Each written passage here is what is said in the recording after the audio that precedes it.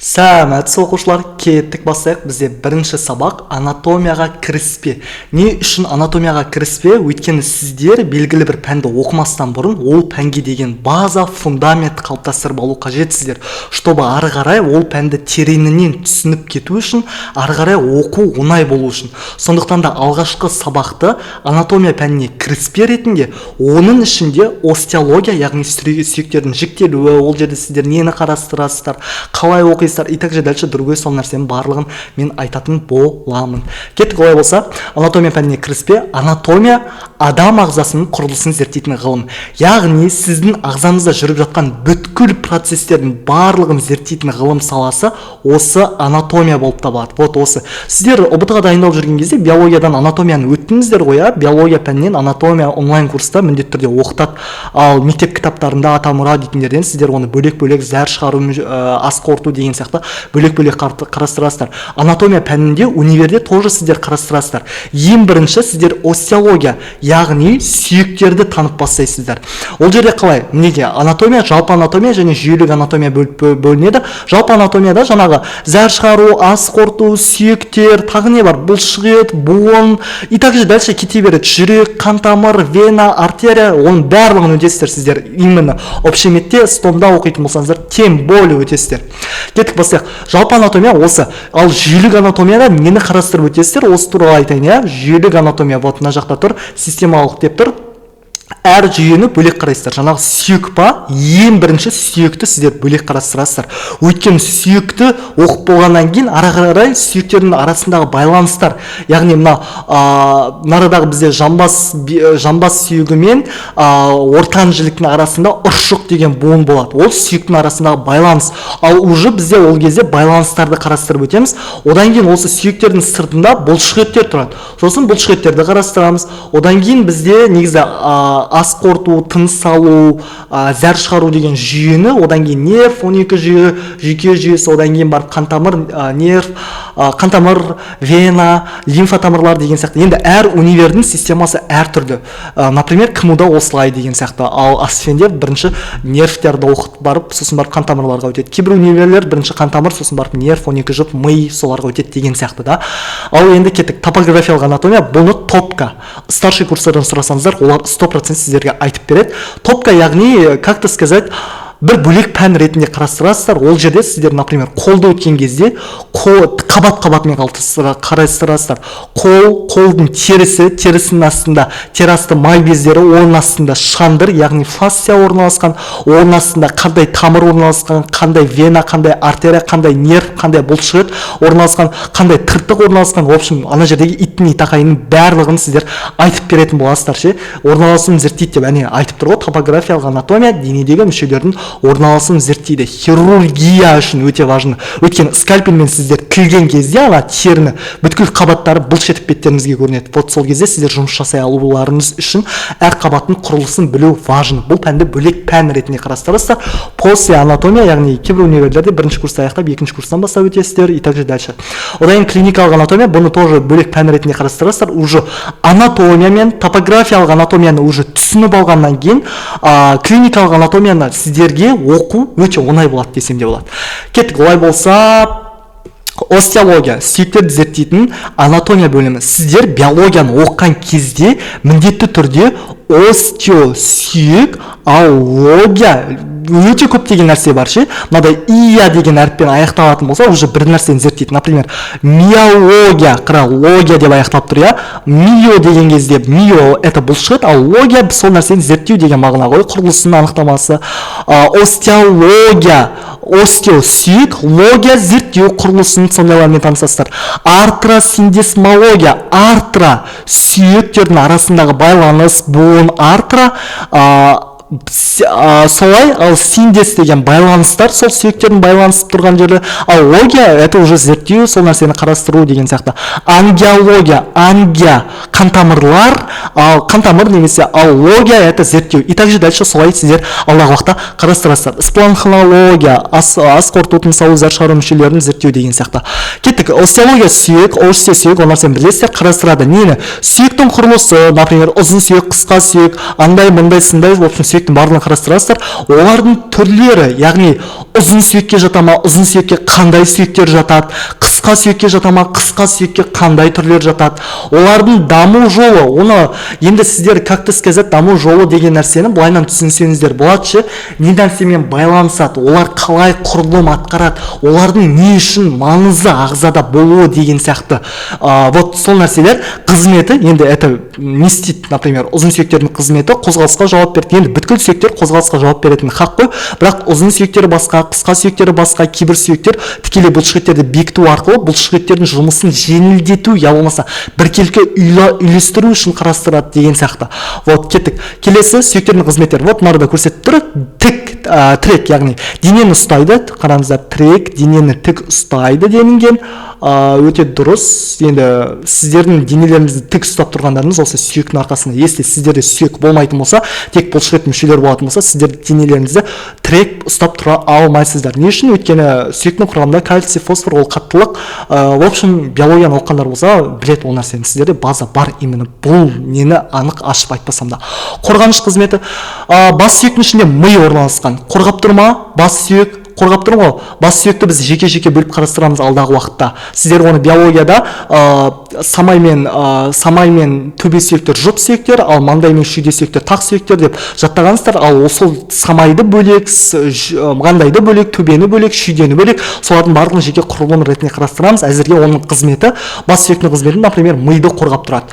Нарадағы қабырға бар ғой, вот нарадағы қабырға, мынау төс сүйек, осы жерде сіздердің жүректеріңіз орналасады деген сияқты да. Вот оның да қорғаныш қызметін атқарады. Бірақ тек қана сүйек емес, оның сыртынан неше түрлі бұлшықеттер орналасқан деген сияқты. Солардың барлығы. Қозғалыс қызметі әрине артеросиндесмология, жаңа айттық қой, сүйек пен сүйек бір-біріне бірігеді да, олардың байламдар арқылы бір-бірімен бірігіп солай қызмет атқарады. Қозғалыс, сіздердің аяқтарыңыз қозғалып тұр, қолдарыңыз қозғалып тұр, через сүйектер арқылы. Олардың сырттарынан әрине байламдар, сіңірлер, бұлшықеттер, олардың барлығы қатысады ол нәрсенің барлығына.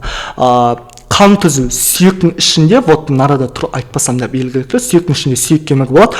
Ол жерде бізде гемопоэздік процестер жүзеге асатын болады, яғни қанның түзілуі, оның биохимияда сіздер кәдімгілей реакциялармен этап-этапымен қарастырасыздар, ал бұл жерде просто қызметі қан түзу екенін білесіздер. Минералдарды сақтау, яғни кальций мен фосфордың алмасуына тікелей минеральдену деген процесс бар, биохимиядан алдағы уақытта өтесіздер. Сол нәрселердің барлығына тікелей қатысады. Енді мен шамалы қатты сөйлеп, я болмаса тез сөйлеп жатсам болсам, скоростьта баяу жатсаңыздар болады, немесе енді ілесіп аласыздар деп ойлаймын, тоқтатып болсын. Адам қаңқасы 200-нен астам сүйек, енді бұны барлығы біледі деген ойдам, нақтырақ 206 немесе 208 сүйек болады. Ол құйымшақ деген сүйек бар, алдағы уақытта қарастырамыз, сол сүйектің санына байланысты 206 немесе 208 сүйек болып саналады. Вот. Кеттік, келесі.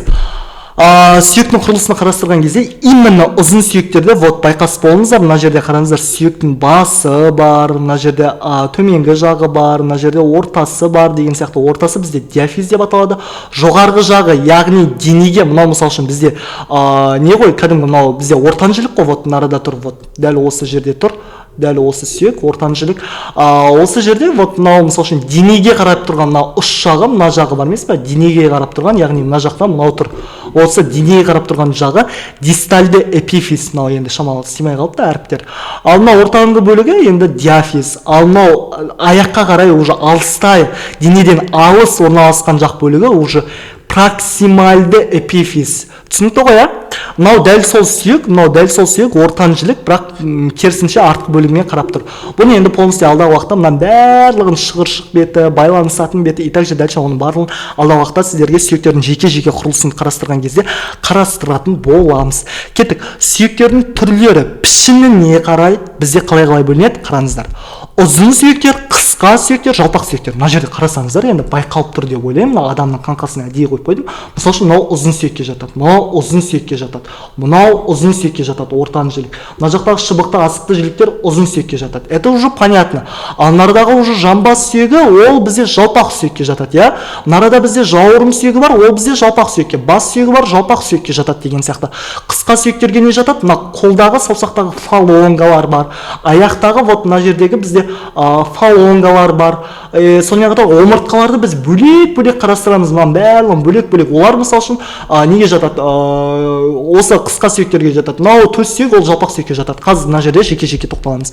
Қараңыздар, ұзын сүйектер ұзындығы ені мен қалыңдығынан үлкен. Қараңыздар, ұзындығы, мысалы үшін мына сүйекті ұзын болып тұр ғой, қараңыздар, ұзын болып тұр ғой, сол ені мен мынау қалыңдығы содан үлкен деп тұр. Это понятно, да? Ұзын сүйектер ұзын, көз алдарыңызға ұзын болып тұрған нәрселерді елестетесіздер, соның барлығы ұзын сүйектер. Ішінде сүйек қуысы кемік болады, бүткіл сүйектің ішінде кемік болады, бірақ именно осы ұзын сүйектерде кемікті заттың болуы ағзадағы қан сондай процестерде маңызды рөл атқарады. Тек қана жалпақ сүйектерде көп болмайды деген сияқты, да? Вот осылай. Қараңыздар, құрылысы диафиз, эпифиз, ол нәрсені барлығын түсіндірдім. Мысалы, жіліктер жатады. Ортан жілік жатады, аяқта орналасқан, вот, как раз. Нарда тоқпан жілік жатады, нарда кәрі жілік жатады. Мынау үлкендеу орналасқан шынтақ сүйегі. Шынтақ сүйегі, вот осылардың барлығын жатқызатын боламыз. Осы асықты, ортан жілік, асықты жілік, вот нарда тұр. Ортан жілік, мынау айттым. Нарда асықты жілік, мынау кішкентай болып тұрған шыбық сүйек, в общем, солардың барлығы жатады. Қозғалыс және тірек қызметін атқарады. Қызмет, это очень важно. Қысқа сүйектер, мына жерде это енді жаңағын айттым ғой сіздерге. Вот аяқтағы, вот мынау табан сүйектері, мынау саусақтағы білектің сүйектері, бұлардың барлығы уже бізде қысқа сүйектер жатады. Омыртқалардың барлығына жеке қарастырамыз осының барлығын. Осылардың барлығы бізде қысқа сүйектерге жатады. Қазір көрейік. Мінекей, қысқа сүйектер. Ұзындығы енді, қалыңдығы шамалас. Қараңыздар, мысалы үшін мынаны қарасаңыздар, мынаның ұзындығы, ені, қалыңдығы примерно бір-біріне шамалас, иә? Енді ұзындығы шамалы ұзын болғанмен де дәл мынау ортан жілік, я болмаса нарықтағы кәрі жілік, шыбықты сүйектегідей прямо ұзын емес. Байқап тұрсыздар ғой, да? Қысқа сүйектер это уже понятно. Ұзындығы, ені, қалыңдығы бір-біріне шамалас. Мысалы үшін білезік сүйектері вот нарада жаңа ғана көрсеттім, алақанда орналасқан. Мынаның сүйектерін барлығын қарастырамыз, ойнамаңыздар алдағы сабақтарда. Одан кейін табан сүйектері вот нарада орналасқан, бақай сүйектері немесе. Қызметі тұрақтылық, аз қозғалыс. Например, сіздер мынау бір білек сүйектері болмасыныш, сіздер мына саусақтағы фалангалар бар ғой, мыналар мынаяққа сразу байланыса алмайды. Сіздер қолдарыңызбен, білектеріңізбен вообще жұмыс жасай алмайсыздар. Мысалы үшін мына сүйектер болмасыныш, сіздер тұрақтылық, тепе-теңдік сақтай алмайсыздар. Бір орында тұра алмайсыздар, құлап қала бересіздер. Бізде мына сүйектер шли ондай нәрселерге не істей алмайды. Түсінікті ғой, да? Главное түсіндіңіздер. Мысалы үшін тұрақтылық, омыртқаларыңыз болмасыныш, сіздер құлап қаласыздар. Омыртқа болмасыныш, тұрақтылыққа өте важный роль атқарады. Сіздердің омыртқаларыңыз қисық болсыныш, кифоз, сколиоз, я болмаса басқандай болсыныш, онда ше это уже тұрақтылық, уже сізде тепе-теңдік бұзылды деген сөз, уже сізде ол концентрацияны дұрыс істей алмайсыз деген сөз. Вот, не только тұрақтылыққа біздің мышық бөлік, яғни тепе-теңдікке жауап бермейді, осы сүйектерге де важный қызмет атқарады. Вот кеттік, жалғастырайық ары қарай. Жалпақ сүйектер. Мына жерде енді мынада полный көрініп тұр, иә? Маңдай сүйек, мына бас сүйектер, то есть маңдай деппін ғой. Енді бас сүйекке жатады ғой маңдайда. Нарадағы бізде мынау не жатады? Нарадағы жауырын сүйек, скапуля. Алдағы уақытта оның барлығын не істейсіздер? Қарастырасыздар, латыншасымен ойнамаңыздар. Нарда төс сүйек жатады, стернум деп аталады немесе. Плюс нардағы жамбас сүйегі жатады. Осының барлығы бізде жалпақ сүйекке жататын болады. Жұқа, жалпақ пішінді. Жалпақ сүйектерге жалпақ нәрселерді елестетесіздер, адам ағзасындағы вот и все сүйектерді. Ішінде екі қабат болады, компакт, яғни арасында кеуекті зат, диплоя. Пожалуйста, бұл нәрсе не зат деп әзірге сұрамай-ақ қойсаңыздар да болады. Өткен топографиялық анатомияны өткен кезде сіздер бүткіл нәрсенің андай несімен қарастырасыздар, қабат-қабатымен қарастырасыздар. Диплоя не екен. Например, ертең миды өткен кезде бас сүйектері мен мидың арасындағы қабаттарды жеке-жеке қарастырасыздар анатомияның алдағы уақыттағы сабақтарында. Вот сол кезде осы нәрсенің барлығын білесіздер. Мына жерде енді жаңа айтып өткен мысалдарға бас сүйек дегендер жатады. Неке бас сүйек, жамбас сүйек, қабырға сүйек, төс сүйек, жауырын деген сияқтылар осылардың барлығы жалпақ сүйекке жатады. Қабырға ол қалай жалпақ сүйекке жатады деген сияқты ой болуы мүмкін. Оны алдағы уақытта қабырғаның жеке-жеке құрылысын қарастырған кезде сіздер сол кезде көресіздер, түсінесіздер, оказывается жатады екен ғой деген сияқты сол кезде ойлайтын боласыздар. Қызметі қорғаныштық, ми, жүрек деген сияқты. Например, қабырғалар мен төс сүйек бірігеді, жүректі қорғайды деген сияқты. Бас сүйектің ішінде ми орналасады деген сияқты. И плюс енді бұлшықеттің бекінуі. Енді сіздер ойлауыңыз мүмкін, сонда қысқа сүйек пен жалпақ сүйек, қысқа сүйек пен ұзын сүйектерге бұлшықет бекімей ма деген жоқ, оларға да бекиді, бірақ больше мынаны қарасаңыздаршы, мысалы үшін мынау сіздердің мынау сіздердің примерно мынау жауырындарыңыз болса, енді примерно салдым, мына қабырға бөліктерінің барлығына бұлшықет бекіп тұратын болса, қайсысына көбірек бекиді? Мынау сіздердің мысалы үшін ұзын орналасқан сүйектердің мынадай бөлігіне бекінген жақсы ма, әлде дәу жалпақ бөлігіне бекінген жақсы ма? Әрине бұлшықеттің бекінуі бұл негізгі қызметі жалпақ сүйектердікі. Вот. Кеттік. Мына жерде омыртқа емес, бұл жерде сіздерге қазір екі бөлікке бөліп қарастырамыз. Адам қаңқасы, яғни сүйектер біліктік және қосымша бөліп бөлінеді. Ол не үшін қазір айтам. Қараңыздар, біліктік қаңқа аксиал скелетон. Скелетон дейтін скелет, яғни сөйтіп ассоциациямен жаттаңыз. Скелет это сүйек. Аксиал деген енді біліктік деп өздеріңіз ассоциировать етіп жаттау қажет міндетті түрде. Өйткені анатомияны оқып түсіндірген кезде мұғалімнің алдында міндетті түрде латыншаны қосып айту қажет. Айтпасаңыздар ол кісі өзі сұрайды. Дененің орталық осін құрайды. Құрамына кіреді бас сүйек, омыртқа жотасы, коста қабырғалар, төс сүйек. Қызметі ми, жұлын, жүрек, өкпені қорғайды. Дененің тірегі. Түсіндірудің қажет жоқ, полностью түсінікті деп ойлаймын. Енді бағанада түсіндірдім, бұл нәрселерді айттым. Ал қосымша бөлік аппендикуляр скелетон. Скелетон, скелет, это сүйек, аппендикуляр. Енді қосымша деп жаттауларыңызға тура келеді. Қозғалысқа жауап беретін бөліктер, яғни жоғарғы бөлік, яғни бұл жерге иық белдеуі мен қол сүйектер жатады. Иық белдеуіне клавикуля, скапуля. Клавикуля ол бізде мынау бұғана сүйек. Ал скапуля ол бізде мынау не жауырын сүйек. Мына жақтан көрсетейінші сіздерге. Вот, мына жақта тұр. Мінекей бұғана сүйектеріңіз мынау дәу қолдарыңызбен ұстап денелеріңізден көрсеңіздер болады. Вот, осы тұрған бізде бұғана сүйек. Нарда төс сүйек тұр. Вот, көріп тұрсыздар ма? Вот. Кеттік, клавикуля мен скапуля айттым. Қол сүйектері жаңағы айттым. Тоқпан жілік, кәрі жілік, шынтақ сүйек, соның барлығы жатады.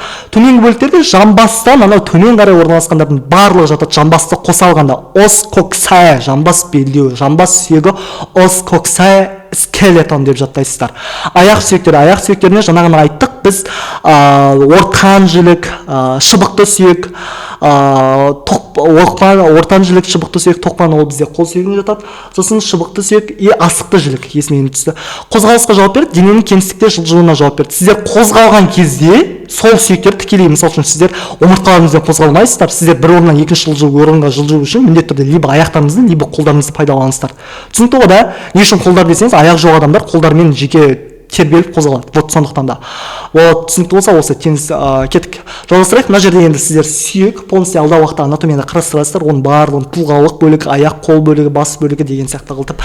Это очень легко. Алғашқы сабақтарда омыртқа, қабырғалар, төс сүйектері, одан иық белдеуінің сүйектеріне өтеміз. Яғни ол жерге жаңағы ғана айттық. Біз скапуля жатады, клавикуля, бұғана, скапуля, жауырын, одан кейін тоқпан жілік, қол сүйектері, яғни тоқпан жілік еті қол сүйегіне жатады, шынтақ сүйегі, білек сүйегі, олар тоже қол сүйегіне жатады. Соның барлығын бөлек қарастырамыз. Одан кейін жамбас белдеуінен төмен қарай жамбас сүйекті қоса алғанда оны бөлек қарастырамыз. Одан кейін бас сүйектерін, яғни жеке-жеке каждыйына тоқталып, оны бөлек қарастырамыз боламыз. Кеттік. Олай болса, бізде маңызды латын терминологиясы. Не үшін бұл сабаққа мен латын терминологиясын қосып отырмын? Өйткені это очень важно. Сіздер қазірден бастап алғашқы сабақтан ақ тілдеріңізді жаттықтыруларыңыз қажет латын тіліне. Өйткені ертең универде сіздер шамалы қиналасыздар. Мысалы үшін anterior алдыңғы, а дегенді anterior, posterior артқы, сіздердің арттарыңыз, яғни артқы бөлікке бүткіл posterior дейсіз. Superior, супермен деп жаттаңыздар. Супермен аспанға қарап ұшады ғой, қолына аспан көтеріп алып, жоғарғы, вот аспан жоғары. Inferior төменгі бөлік. Вот понятно. Осылай ассоциация құрып жаттайсыздар. Медиалис ортаңғы жақ.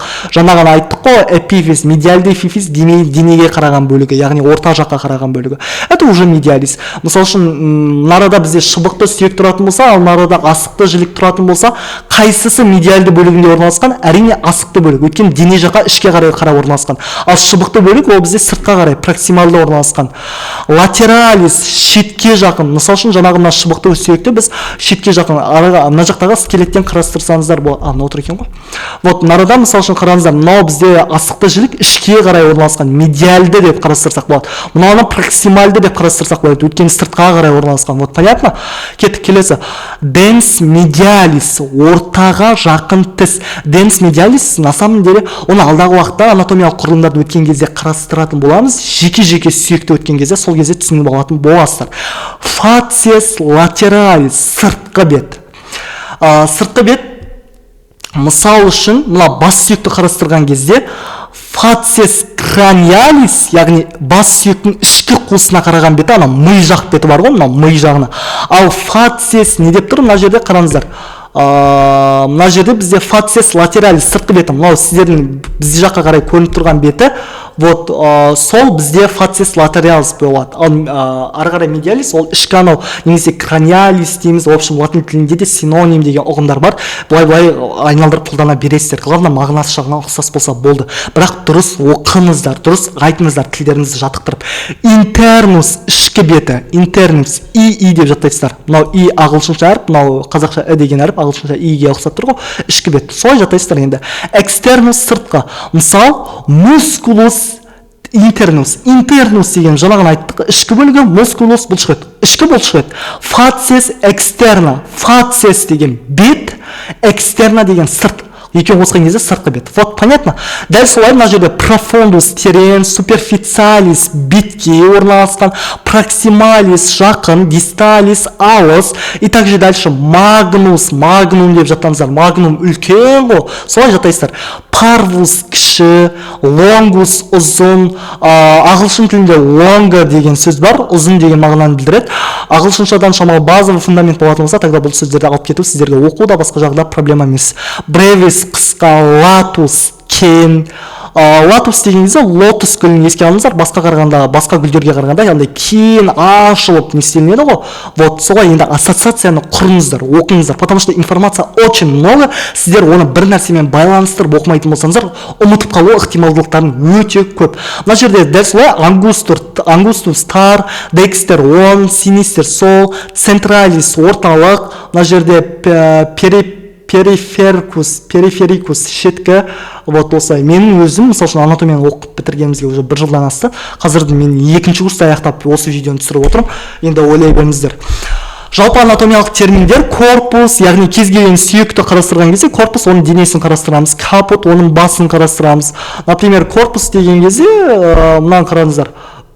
Мысалы үшін мына ортан жілікті қарастырайық, мына корпус, мына ортан жіліктің денесі болып табылады. Мына капут деген мынау бас жағы бар ғой, сол басы болып табылады. Деген сияқты да кез келген сүйекті қарастырған кезде. Дәл солай колум, мойны, яғни бастан төмен қарай орналасқан бөлігі мойын, facies беті, например, буын беті, facies articularis деп қарастырамыз, әсіресе сүйектердің буынымен байланысатын бөлігі болатын болса. Марго жиегі, бұны біз асықты жілік және шыбық сүйектерді қарастырған кезде қарастырамыз боламыз, немесе басқа сүйектерді тоже қарастырамыз, ойнамаңыздар. Бірақ именно сол кезде өте қатты қарастырамыз. Ангулус, бұрыш, скапуляны қарастырған кезде, яғни жауырын сүйектің бұрышы орналасқан ғой, сол кезде қарастыратын боламыз. Парс, бөлік. Это самый банальный латын тіліндегі терминологиялар. Кеттік, олай болса, сүйекке қатысты остеология. Ос сүйек, ося сүйектер уже көпше тұр. Фурамен, тесік, каналис, өзек, канал өзек, фосса, шұңқыр, сулькус, жүлге, процессус, өсінді, спина негізі тікен дегенде келеді, бірақ анадай спина дегенге ұшы деген ба, сондай сияқтылар тоже келетші. Алдағы уақытта тоже сүйектерді жеке-жеке қарастырған кезде айтып өтетін болам. Сол кезде мынаның жанына тұртып, сол кезде айтқанды тоже қосып жазып қоясыздар. Мына жерге бір орын ба, конспектлеріңізге арнаңыздар. Криста, қыр. Бұл енді сүйектің қыры болады кейбір сүйектердің. Мысал үшін так миыма ешқандай сүйек келіп тұрған жоқ. Қандай сүйектің криста бас сүйекте бар. Криста лакрималис деген кезде қарастыратын боламыз. Кстати, бар, я. Туберкулем, төмпешік, тубероситас бұдыр. Төмпешік пен туберкулемді шатастыруға болмайды. Жоқ, туберкулем мен тубероситасты шатастыруға болмайды. Біреу төмпешік бұдыр. Енді бас сүйек және бет стоматологияда оқитындар үшін өте важно. Общий мед, педиатрия тоже сіздер үшін важно, өйткені сүйектерді оқыған кезде сіздерде айтатын боласыздар. Краниум, бас сүйек, это понятно уже. Мандибула, төменгі жақ, максила, жоғарғы жақ. Анау стоматологияда анестезиялар бар ғой, тіске жансыздандыру үшін анестетик салады ғой, сол кезде сол анестетиктің сыртын қарайтын болсаңыздар, ана карпуланың сол кезде мандибула немесе максила деп тұрады. Максила болса жоғары жақтағы сол сіздің тісіңізге салайын деп жатыр. Мандибула деп тұратын болса, онда ше сіздің төменгі жақтағы тісіңізге салайын деп жатыр деген сияқты да. Вот сондай сол жақтағыларға қарап, енді мен жұмыс істеп жүргеннен кейін ол нәрселердің барлығын білем. Ассоциация болсын деп, оқыған кезде түсінікті болсын деп сіздерге айтып жатырмын. Тіс, дентист, дент деп жаттап алсаңыздар болады. Денс дегенге би деген сияқты қылып ойлап қалып жүрмеңіздер. Дентист, тістер уже көпше тұр байқадыңыздар. Радикс дентист, тіс түбірі. Анау сүйекке, тістің сүйегіне, альвеолярлы бөлігіне бекіп тұратын жер. Ертең төменгі жақ, жоғары жақта қарастырған кезде альвеоляр деген не екенін сол кезде оқитын боласыздар, айтатын болам. Корона дентист, тіс тәжі. Корона мандибула деген дұрыс шығар, тіс тәжі. Яғни біз төменгі жақта қарастырған кезде оның үш бөлігі бар деп қарастырамыз, сол кезде корональды бөлігі, яғни тәжді бөлігі. В общем, сол кезде айтатын боламыз. Тіс ұлпасы пульпа дентис. Сіздерде енді кейбіреулердің тістерінің нервін алып тастаған шығар, сол кезде пульпит болды деп жатамыз. Вот пульпа сол кезде. Вот қабынған деген сөз уже тістің ішкі бөлігіне. Бұлшық ет, миология, мускулус, бұлшық ет, тендо, синер. Енді синерді онша көп қолданбаймыз, но білсеңіздер болады. Фасция шандыр, бұны қолданамыз уже. Артикуляцио буон, буон капсуласы, капсула артикулярис. Ұқсап тұр ғой, буон артикулярис, капсуля, капсуля. Лигаментум деп не істеп тұрсын, я. Байлам, қан және қан тамырлар, артерия, артерия болады, вена болады, капилляр болады деген сияқты да. Жүйке жүйесі, ары қарай нервус, нерв жүйке, вот. Цереберум, ми, краниалис, бас сүйек, шатастырмаймыз, церебрум дейтін ми, церебелдум дейтін бар, ол бізде уже мишық. Ары қарай біз алдағы уақытта миды қарастырған кезде бұл нәрселердің барлығын айтатын боламын. Медулла спиналис, это жолон деген сияқты. И также дальше солай кете беретін болады. Анатомиядағы жазықтықтар, мына жерде кішігірім презентацияда ақаулық кетіпті, мән бермейміз. Сагитальды, оң сол. Бұл не үшін? Өйткені жазықтықтар, қалай айтсам екен, бұны білу қажет сіздер, базаға кірет, бұны сұрайды сіздерден. Сагитальды жазықтық, вот дененің қақ ортасынан бөліп тұр. Онға, вот мына оң жақ бөлігі, мына сол жақ бөлігі. Енді сіздерге қарамарсы болуы мүмкін. Мына дененің қақ ортасынан бөліп тұр. Жоғарға, төменге бөліп тұр. Вот, осылай сагитальды. Жоқ, бұл бізде сагитальдыға жатады, я. Ол бөліп тұр. Жоқ, бұл горизонтальдыға жатады. Вот нарда шатастырдым, вот нарда тұр. Горизонтальдыға денесінің ортасы жоғары төмен деп бөліп тұр. Алдыға артқа деп бөліп тұрған фронтальды деген сияқты. Мына жерде қараңыздар, барлық жаққа бөліп тұр, я. Көрдіңіздер ме, байқадыңыздар ма? Вот бұлай алдыға да, артқа да, жанға да, қақ ортасынан да бөліп тұр. Вот осы нәрселерді білу қажет. Осымен бізде анатомия алғашқы сабақ тәмам. Надеюсь, все понятно болды деген ойдамын. Да, информация очень много, но бұл нәрсенің барлығын оқу қажет. Сіздер осы салаға, өздеріңіздің мамандықтарыңызға сүйіп түскендіктен бұл қиындықты да бір анандай өмірдің бір кайфы ретінде еске алыңыздар. Өйткені бір жыл, 2 жыл өткеннен кейін уже бір кезінде анатомиядан қиналып едік, сол кезде негізі оп-оңай пән еді ғой деген сияқты қылып еске алып отырасыздар деп айтқым келетін еді, дәл мен сияқты десең, я. Күшті түсініп оқыңыздар, міндетті түрде алғашқы сабақтан ақ барлығын қарастырыңыздар. TikTokқа, Instagramға және де басқа да әлеуметтік желілерге, Instagramға, сториске белгілеп отмет етіп салыңыздар. Мен міндетті түрде ол нәрсені қараймын, лайк басам, өзіме алып кетемін. Ұнаса Threadsқа я болмаса басқандай да әлеуметтік желілерге пікір қалдырыңыздар. Мен ол нәрселерді оқимын, міндетті түрде қараймын, өйткені мен үшін бұл сіздердің пікірлеріңіз өте важны. Егер қандай да бір жерде қате айтқан болса, міндетті түрде комментарийға жазыңыздар. Мен ол нәрсені бір андай негативті пікір ретінде емес, алдағы уақытта қайтадан видео сабақтарды түсірген кезде жөндеу жұмыстарына маған қосу оңай болады. Мен міндетті түрде барлығын оқимын, қараймын. Сіздердің әрбір айтқан пікірлеріңіз бен қолдауларыңыз мен үшін өте важны. Бірінші сабақ барлықтарыңызға ұнады деген ойдамын. міндетті түрде менің курсыммен достарыңызбен бөлісіңіздер, айтыңыздар. Сауап бұның барлығы. Сіздер, например, қазір көмектесіп басқа қиналып жатқан біреуге айтатын болсаңыздар, ертең сессияның кезінде болсын, әйтеуір адам болғаннан кейін, адамның күні адаммен болғаннан кейін ол нәрселер Алладан болсын қайтады. Адамнан болмаса да Алладан қайталады, еселеп қайталады деп айтқым келеді. Ұнады деген ойдамын. Хош, сау болыңыздар. Алдағы уақытта келесі сабақтарды да дәл осы сабақты қарағандай барлық фокус алғашқы сабаққа прям қалай болады екен деп интерес болып келгендей, алдағы сабақтарға да дәл солай келесіздер деген ойдамын. Келуден басқа амал жоқ, өйткені универге түссеңіздер, уже бұл пәнді оқу қажет. Оқымасаңыздар, септен құлайсыздар десең, иә. В общем, сол